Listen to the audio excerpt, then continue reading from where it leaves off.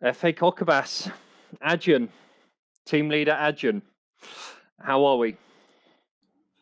Hello, thanks. Everything is great. It's just having a nice weather in Amsterdam, and then also very busy, of course, with the work. And in general, I would say it's going well. Talk to us about Adyen and who you are for everyone listening. Of course, let me start with introducing myself. As you mentioned, my name is FM. I have been working at Adyen for almost 5 years right now. I joined as a Java developer and then moved, became a tech lead. I've led the point of sale team for 2.5 years, and then I switched to a new role. And in this role, I'm currently leading the developer enablement, as we call it. This started as a developer experience, and we wanted to broaden the focus, and then we called it engineering experience. And now we want to really focus on the enablement part. What does it mean? It's of course we're basically tackling the challenges that can really improve the daily lives of our developers. It can be anything, right? About the local environment, can be anything about CI/CD pipelines, the tooling, quality insurance. Also, I think those are the topics that we usually cover in our teams, and I have been working on this role for 8 months right now. To talk about Adyen, who we are. Uh, Adyen is a Dutch financial technology platform that allows businesses to excel in the financial space. It's from online to basically to in-store payments. We offer a unified commerce business model, as we explain. We started as a payment provider. We started as a uh, I would say a gateway, but then of course within the years we scaled up from there and became, as we now call it, the financial technology platform. We're currently we have a global presence. We have customers from all over the world. Most of them you probably use daily without you notice that you actually pay through Adyen. And then this can also differs from the size. We have, let's say, very big technology companies like Spotify, eBay, Uber, etc. And we also have some traditional retail companies like Richemont, for example. If you buy something from Cartier, you would probably use Adyen payment terminal. So that is the scale, and when we look at our customers, merchants, that differs from as you can see from industry to industry and different scales. That's how I explain you to friends and family. You don't even know that you're using Adyen, but you're using your terminal. Yeah, exactly. The less you notice, it's better for us, to be honest, in the flow. We want everything to be as smooth as possible, so that you don't have any problem with the payment provider, and you don't even notice that you are using one. I don't think for listeners it's easy to comprehend the amount of work streams that you have in the business that actually make up Adyen. Are you able to talk to us about some of those work streams? Yeah, of course. I mean, it of course changed in the past. When I joined 5 years ago, it was a lot smaller, the number of the teams, and it was easier to, let's say, tackle it with. I think when I joined, it was like 15 teams we had, and then it was mostly about there were teams more merchant facing, let's say, building our back office, customer area, and then we have, of course, teams are really taking care of our APIs. This is one of the, let's say, most busy applications that in our platform. We have teams that were taking care of the acquiring side, which is the core of our business, Mm. which basically gets the money, and Yep. then we also have the treasury and finance teams, which is basically handing out the money. So when I joined, it was again around that number of teams. But within the time, since we added more and more products to our platform, of course, we also grew in size and number of teams. Right now, I think we almost have more than 40 teams.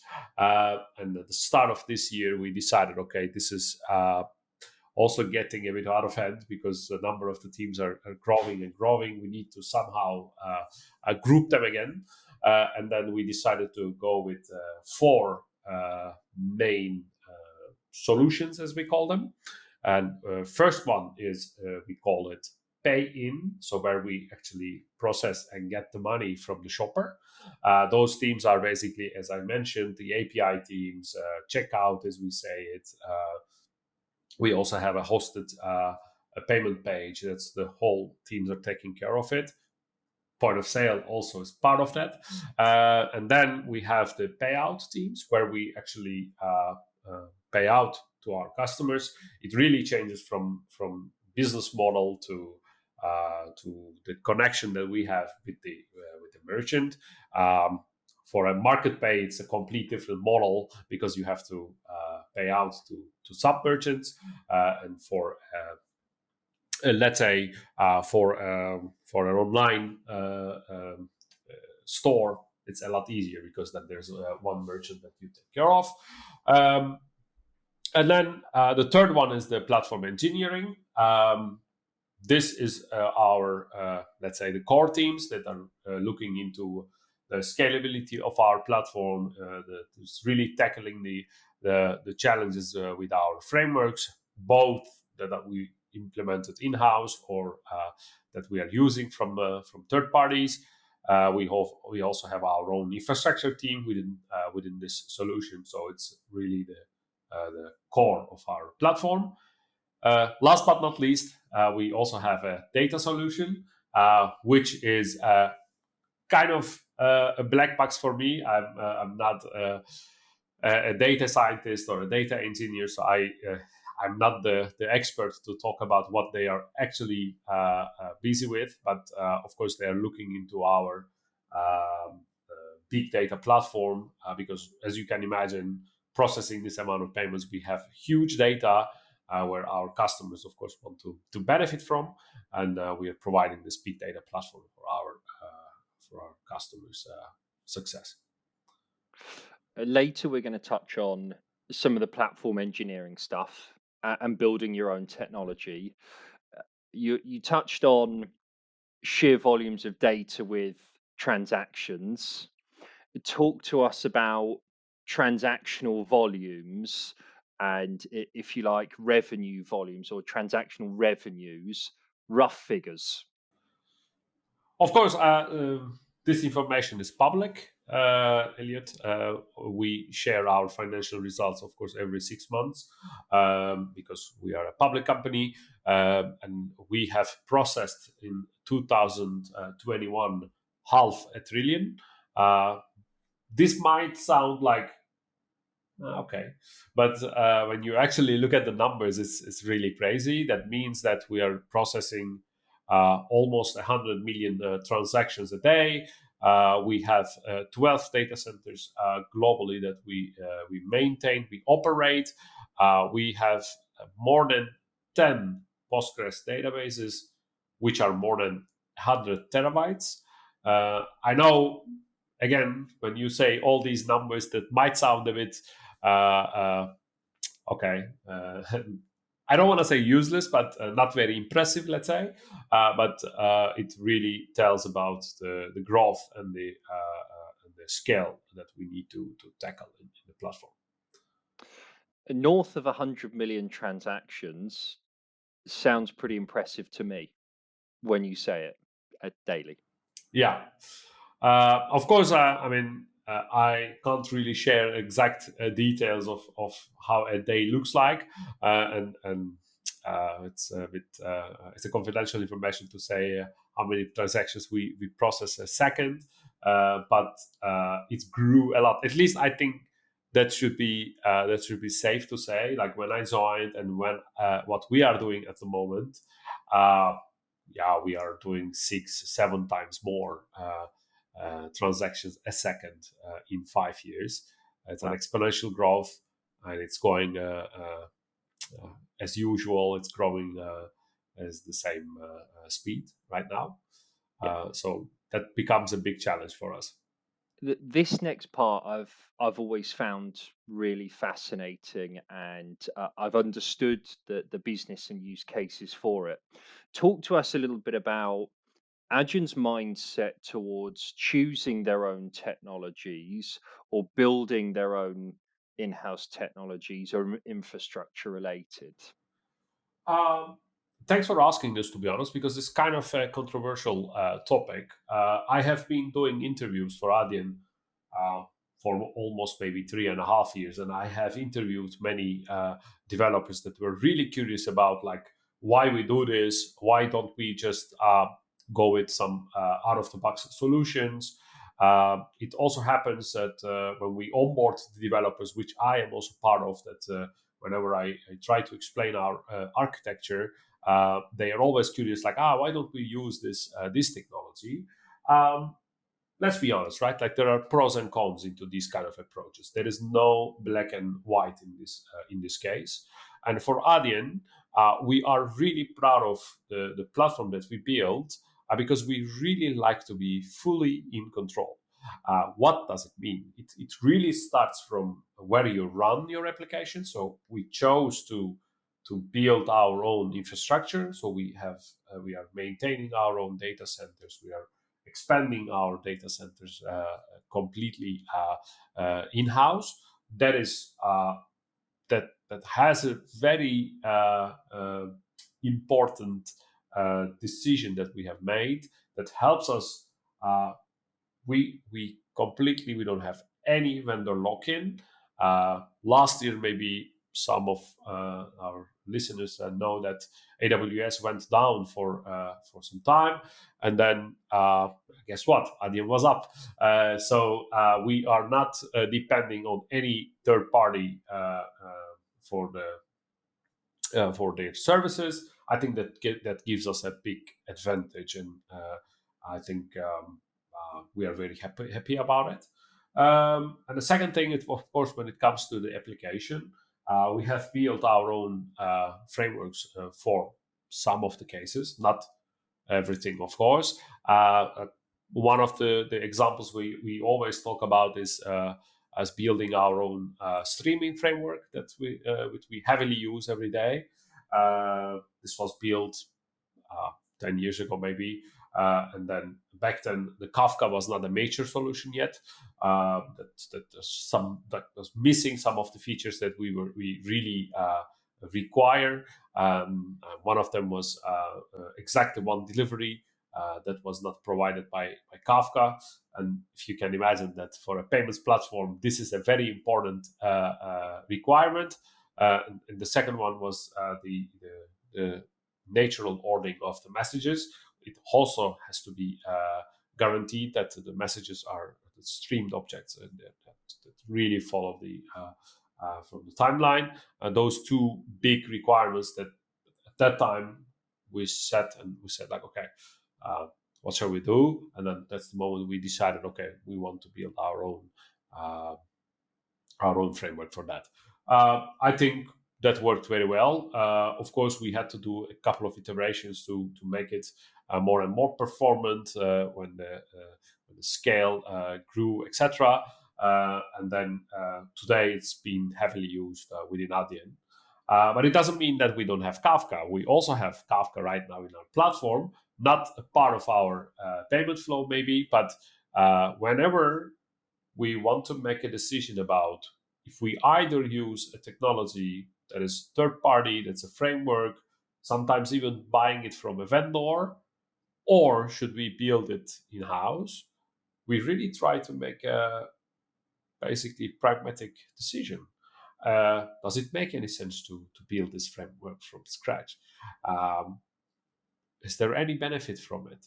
Or if we are going to buy it from a vendor, what will be the consequences? We're trying to make that decision based on looking at the facts. And then, for example, right now we are also introducing a new RPC framework, which we are going to use the Jersey library, which is totally fine because there is no need to reinvent the wheel. There is already a major technology that does this job perfectly for us, and then we, of course, we choose to use this technology.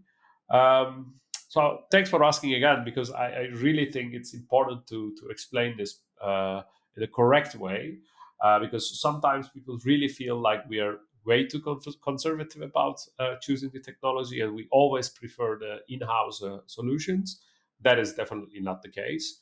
The important part is to make the correct decision, and then yeah, basically sometimes it's building it in-house. Sometimes it's just using a third party.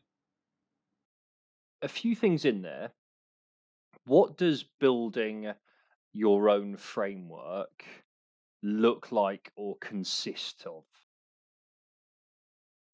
Of course, it starts with the requirement, right? Like as Adyen, we never have a project, even a product feature. We never build something that doesn't have any use case. So we really like to look into let's say a requirement, and then we say, okay, we need to build something for this. Does this make any sense to again build it in house? Let's say we said yes, so we start building the framework for ourselves, especially for a case that is present for uh, for this example. And then, of course, we keep in mind that this framework can be used by others. So we try to make it as abstract as possible, so that the others can also make use of it.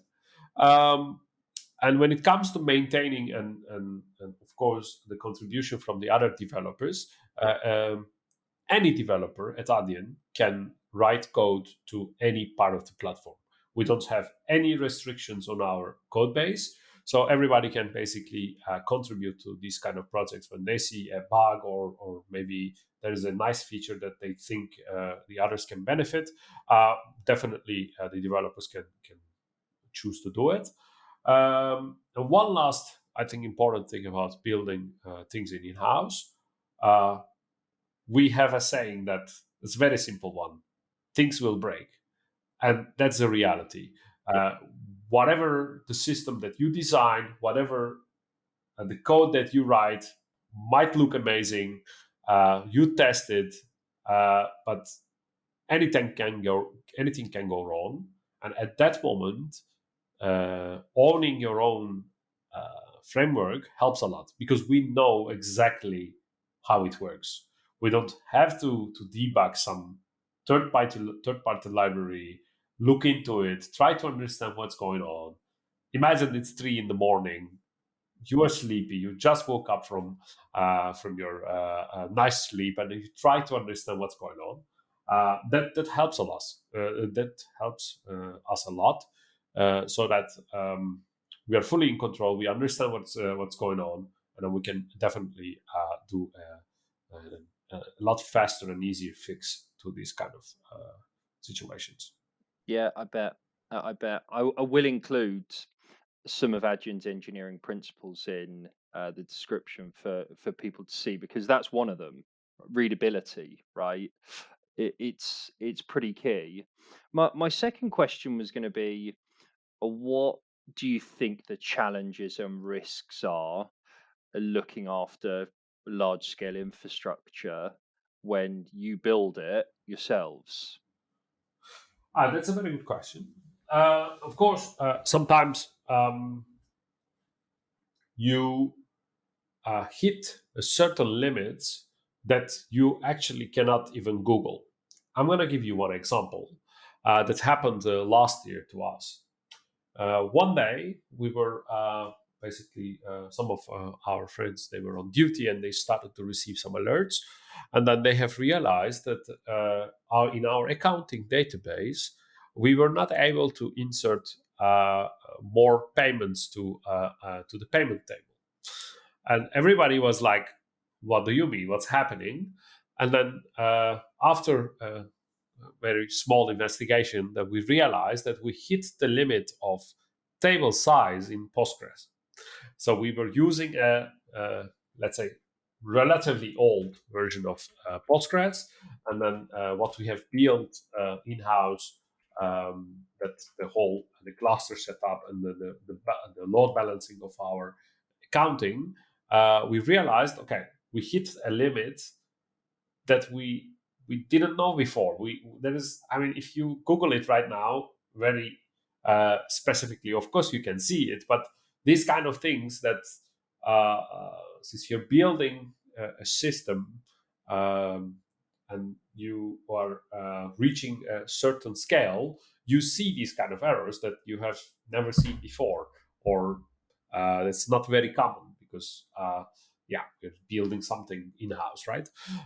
So we were, to be honest, for this case, we were already lucky, and maybe we were also, I think, proactive beforehand, because we already had a project to tackle this problem, to uh, basically shard the database, and then we immediately took action, and then we also upgraded our Postgres version, which had more size limit for tables, and then due to our architectural design, of course, a significant incident like this didn't affect any of the payment processing, and then yeah. We learned a lot from an incident like this, that you can really hit certain limits that you have never heard before. Yeah, I can imagine. I can imagine. The next part that I wanted to come on to was, it involves Adyen's evolution, which is a fascinating story anyway. It's a project that you're keen to highlight. Building your own bank is something that I think is really impressive. You know, having your banking license approved over the last couple of years. Talk to us about that journey. Talk to us about the impact that that's had on Adyen, and what you've been building.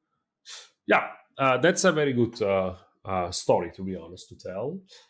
First of all, it really shows our unobvious approach to these kind of problems. Back in the time, Adyen was very safe to even buy a small bank and just integrate with that bank. We could have acquired a bank even, and or we could have bought a banking solution, let's say, from a different company again. Um, but we said, okay, let's sit together. We already have a very smart people, clever people in the basically in the room. Um, why not we just build it ourselves? Because we already know how the fintech works. We already are very capable of working with finances. That's definitely something we can tackle. And the reason why we did that, of course, Adyen um, doesn't want to become let's say, a traditional bank. We don't want to have, let's say, that kind of relationship with the shopper. But we wanted to help our merchants, because that was the exact reason why we built our bank, to speed up our payout process. So again, there is always a reason when we start a feature, when we start a project, that we would like to help our merchants. We would like to grow with our merchants. And that was the exact reason when we said, okay, that's a requirement. Right now, the payouts, we really depend on third party banks. It's a very good idea to build our own bank. And then we looked into the options. Shall we buy a bank? Shall we buy maybe a solution, I don't know, as a service kind of approach? No, we said no. We don't want any vendor lock-in. We don't want any kind Yep. of integration. We want to build it ourselves. We want to again be in control. And then I think it worked very well in the end. But currently we are already paying out our merchants with Adyen Bank. How long do you think that process actually took from start to finish? Oh, I was not um, fully part of the project, so I don't know exact timelines. But of course, it took us a couple of months to build the first proof of concept, and then we took a bit slowly. Of course, that once we have all the integrations with the national bank, etc., and then we tried out first, like if we can do this. So we pilot with some merchants, and then in the end, once everything was in place, that we took it completely fully live. But I would say at least a couple of months to for the first steps, maybe in total more than a year it took us to build the solution. Uh, Adyen building their own bank is quite typical of Adyen's people principles and some of their technology principles, from what I hear. Your formula fit driven, which is great, which is how you run the business in essence, your values. And I can hear quite a lot around building your own solutions. You probably have quite a lot of architectures in place you could move over, no vendor lock-ins, and probably acquiring a bank would have created some technology challenges as well. So it's quite nice to see where some of the thoughts actually come from in your decision making as well. Yeah, exactly. As I said, we try to make the pragmatic decision, right? So really try to see uh, what what makes sense, and also we would try to understand if a solution really benefits our merchants. That's the top priority for us. Yeah. Adyen have had some phenomenal growth. They're going to have even more phenomenal growth. So let's touch on the hiring part, and let's touch on how you interview candidates, what candidates and people you're actually looking for the business, even what relocation looks like. And you've probably gone through that process as well. So help us understand Adyen hiring. Of course. Let me start first with the growth. Of course, when we were talking about audience growth, we always talk about scaling the people. That's also one of the challenges that we have. Currently we have our headquarters here in Amsterdam, so most of our developers in Amsterdam. In Back in the days, we had a Singapore office that's mostly looking at the local development. Same with Brazil and San Francisco for US. But this year we opened up two more offices that we call them tech hubs. So we are also hiring for those two locations. One is in Madrid. The second one is in Chicago. Doesn't mean, of course, we don't hire for Amsterdam. We are maybe more than ever hiring for Amsterdam location. As I explained in the first part of our conversation, that we have four solutions, as we call them. So four, let's say, different parts of the platform. Currently, we have different pipelines for all those four solutions. So when you look at, especially for a backend engineer, this is where I am part of the hiring and I know the most. When you look at the backend hiring, you can apply to one of those basically solutions. If you prefer to let's say go for more merchant facing API design, etc. That's solution is very obvious. When you want to go for payments, we have financial services, and then we have the platform engineering pipeline. For the data platform, as I said, I'm not the expert. but we are also hiring data engineers, data scientists for the big data platform. Um, and then when you look at the hiring process in general, for especially for backend for Java developers, I have been here for 5 years. We have never closed that position. We are constantly hiring Java developers. We used to hire for a big pool of Java engineers, and then we were assigning developers to the teams at that time when they join, whichever team requires the most. But again, with the number of teams that we have, 40, 45 right now, it's also doesn't make any sense to hire such a generic role and just assign to a team.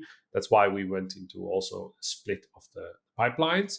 And then when you apply, of course, it starts with a very first round of introduction interview, as we call it.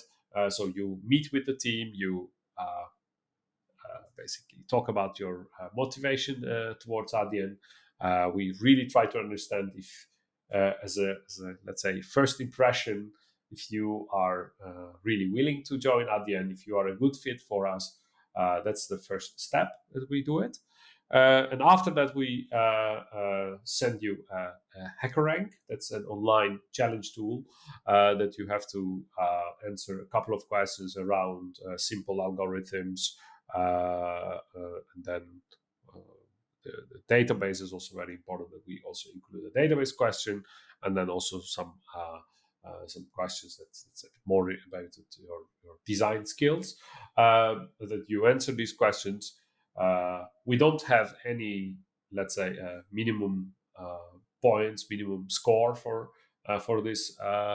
We really want to talk with you to understand your solution, your way of coding, etc. So we have the first technical interview after your code challenge. So in this step, we usually discuss the solutions that you have made. Is there any improvements that you can, that you can propose for your solutions, etc.? That's what we talk. And after that, we go to the second interview, the second technical interview. That is more in depth technical challenges, more about the system design, depending on your experience. Of course, we try to understand if you are if you're a person that can tackle these kind of challenges. As you can see, we always talk about a scale.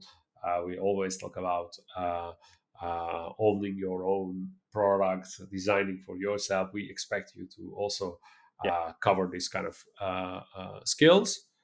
Uh, and last but not least, we will have you the last cultural fit interview.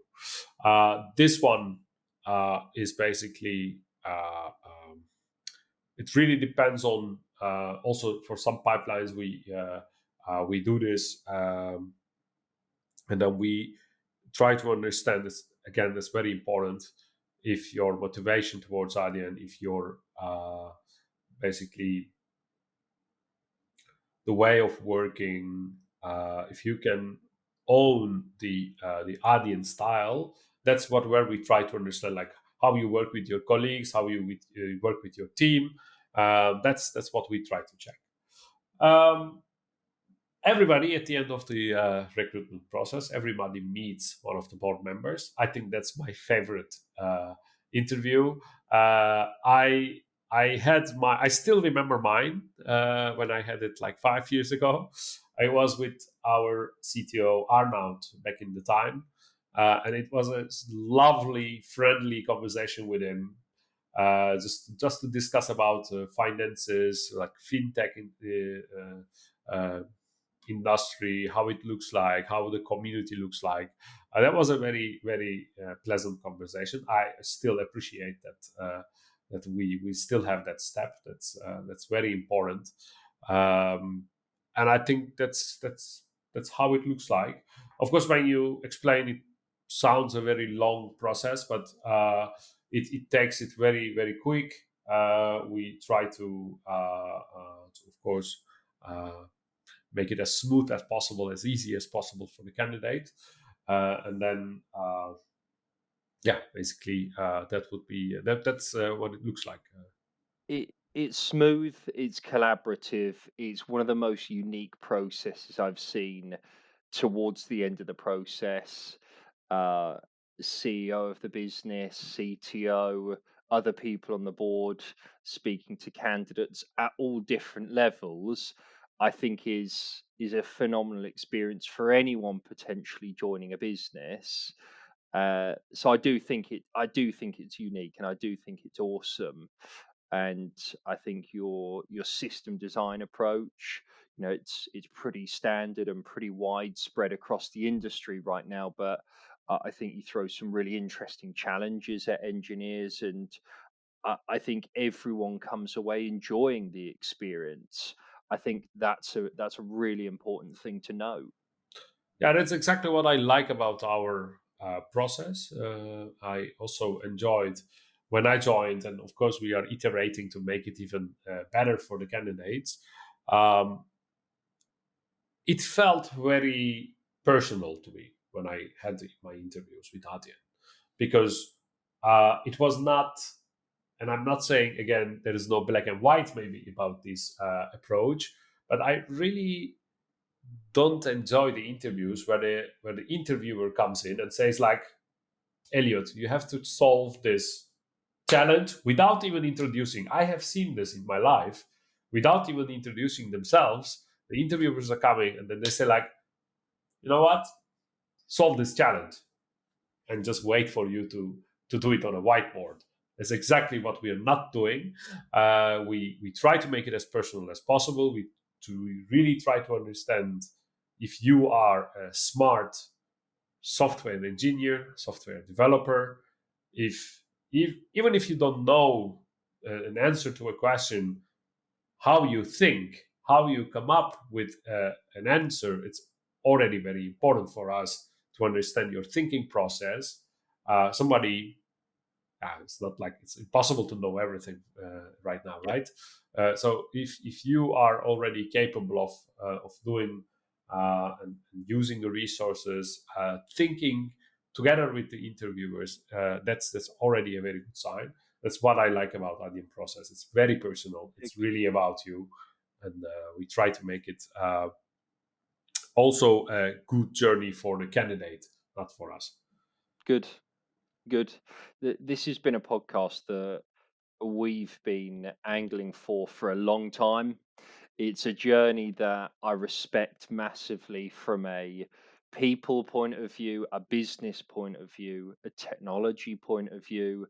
It's unique, and I think that the listeners here today will have thoroughly enjoyed listening to some of your challenges and your approaches.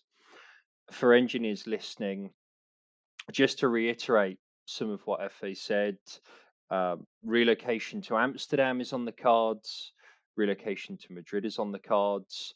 Check the guys and girls out below on some of their career pages. If you are in the US, Chicago's their base.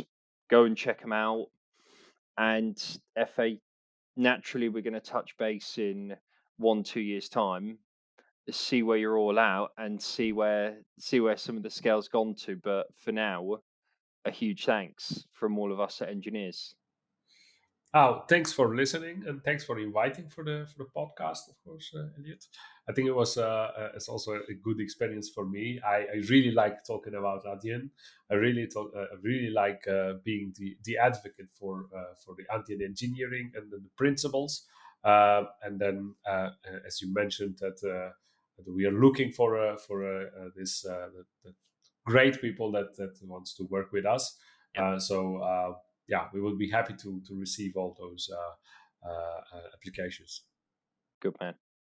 And from all of us at Engineers, likes, shares, subscribes, go and do it. And thanks a lot. Thank you. Hey guys, thanks for watching this episode. Massively appreciate you listening and checking in with us. If you want to find out more about us and what we're doing, please check us out on social media. What we're trying to do at Engineers is build a community to drive knowledge sharing and experiences. Any feedback and comments are massively appreciated. We're always looking to improve on where we can. Thanks, guys.